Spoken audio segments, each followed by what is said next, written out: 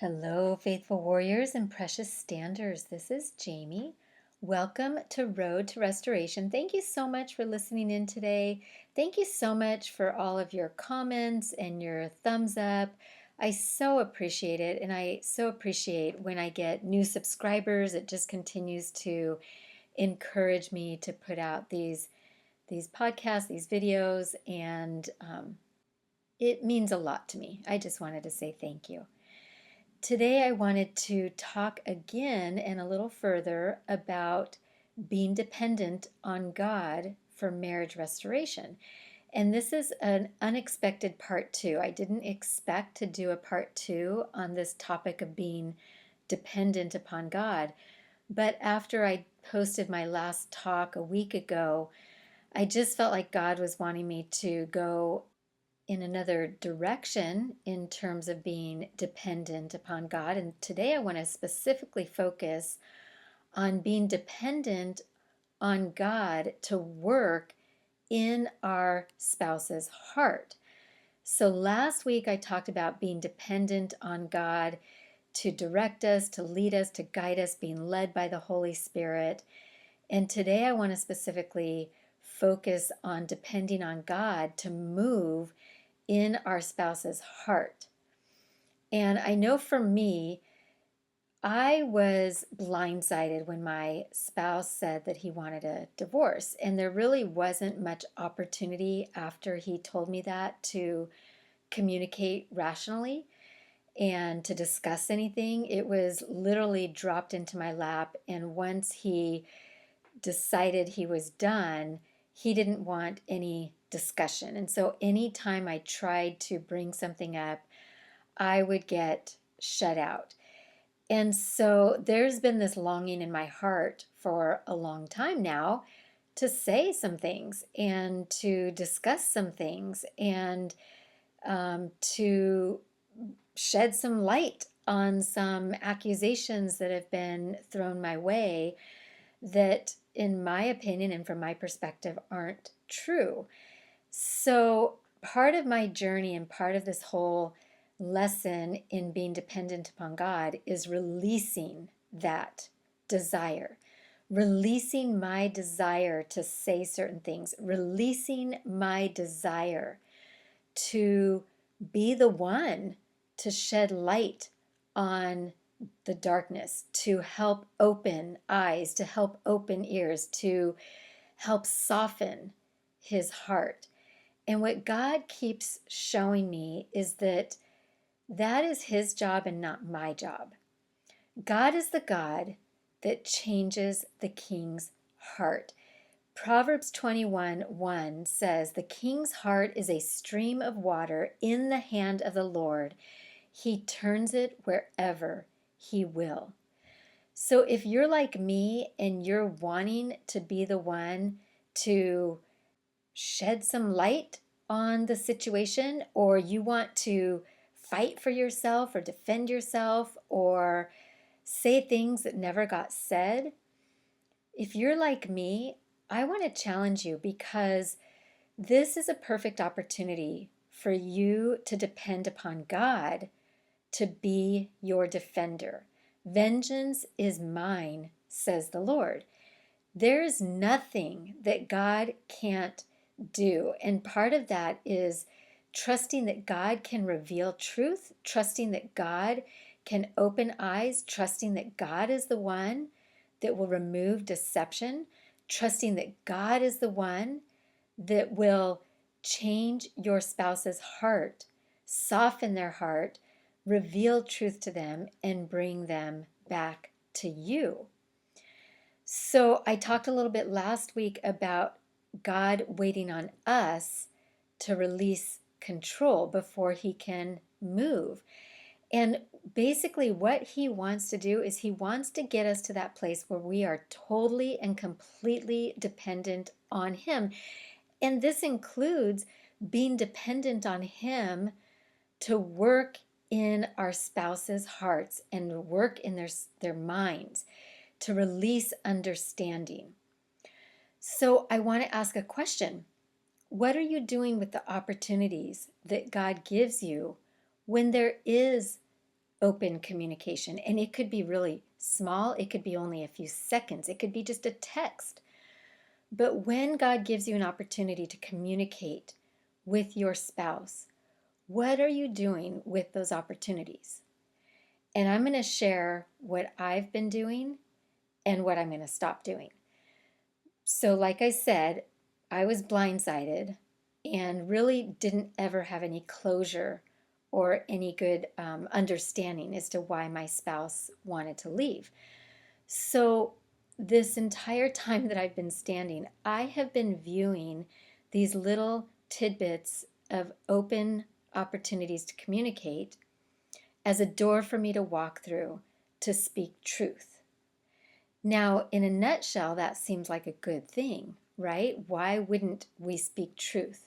Why wouldn't we share God's word? But we have to remember that this journey that we're on is different than any journey we've ever been on and probably ever will be. And I want to challenge you to shift your thinking, because if you're anything like me, I think this shift is going to be vital to your victory. Instead of looking at these opportunities of communicating to share truth with my spouse, which, by the way, never is received well, never once has it been received well, I'm now looking at these opportunities that God is giving me to not say something to try to change his mind, to change his behavior, to change his opinion of me, but I'm looking at these as opportunities to create an atmosphere where my spouse feels honored, respected, safe, where I'm gentle, quiet, sometimes even silent, trusting that God is moving on my behalf, that God is the one that will reveal truth to my spouse in his perfect way and in his perfect time. God doesn't need me to do this for my spouse. God needs me to create an atmosphere of safety, an atmosphere where my spouse feels unconditionally loved, where he doesn't feel like he's being beat up, where he doesn't feel like he's being scolded, where he doesn't feel like he's being condemned, because even though that may not be my intent or my motivation, that's how truth can come across right now. And so I challenge us to be mindful of that. I challenge us to be aware that when we're speaking truth or when we're using these opportunities of communication to defend ourselves or to let them know how God sees marriage or how God sees divorce or how God is a God of hope and why can't you have hope, that is actually pushing our spouse farther away from us.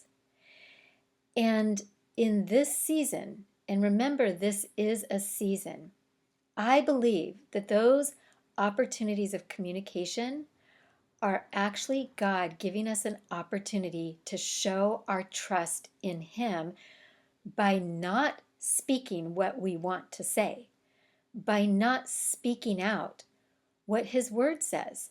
And I know this may seem counterintuitive, but I believe that our primary goal right now is to create peace, to create safety, to create honor, and to trust God, to depend on God to bring about the truth that we so desperately want to communicate right now.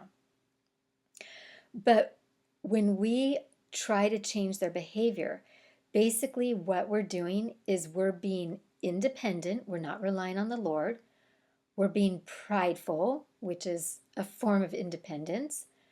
We're trying to control the situation. We're trying to manipulate an outcome. And again, even if what we're saying is true, it's not going to produce the results that we want. So I want to challenge us to take a breath, take a step back, and view these cracks of open communication, these tiny little opportunities of communication, to not say anything that would cause our spouse to feel judged or scolded or condemned, but to just show our full and complete dependence and trust in the Lord. And yes, sometimes that means we just put on silence. God says in His Word that His grace is sufficient for us. Nothing can suffice but God. And sufficient means it's adequate, it's enough. We don't need anything more than the grace of God. We don't need to beat our spouse over the head with scripture. We don't need to defend ourselves. We don't need to tell them they're wrong or to tell them that they're in disobedience or to say anything that would cause them to feel like a child. We need to create an atmosphere where we show them trust and safety, even if they're doing things against God's will right now. And I say right now because, faithful warriors, this is a season. This isn't going to last forever, right? We have to look at it as a season. But as we continue to grow in our trust and our dependence on God to be the one to change their hearts, open their eyes, reveal the truth, then we can lean back, we can rest in the Lord, we can be silent and quiet and peaceful because we know that God is fighting our battle for us. And remember, Jesus already won the battle for us. We already have victory in Christ. His work on the cross was a perfect work. It was completely complete, and His grace is sufficient. We don't need to fear. We don't need to have anxiety. We don't need to control. We don't need to manipulate. We don't need to speak the truth right now. And again, I know this might be counterintuitive, but honestly, faithful warriors, your spouse doesn't want to hear the truth right now. They don't want the truth. So if you're speaking the truth, it's only going to push them farther away. Jesus won the triumph for you. Do you believe that? Do you believe that He already won for you? That He already defeated the enemy and that triumph is rightfully yours? I want to read a short section of Streams in the Desert, and this is from August 8th, and a dear friend of mine sent this to me. Thank you, Kim, who's also a stander. And in here it says, "We are children of the King. Therefore, which of these most honors our divine sovereign? Number one, failing to claim our rights and even doubting they belong to us? Or number two, asserting our privilege as children of the royal family and demanding the rights that accompany our inheritance? Which one of these most honors our divine sovereign?" I'm going to go with number two.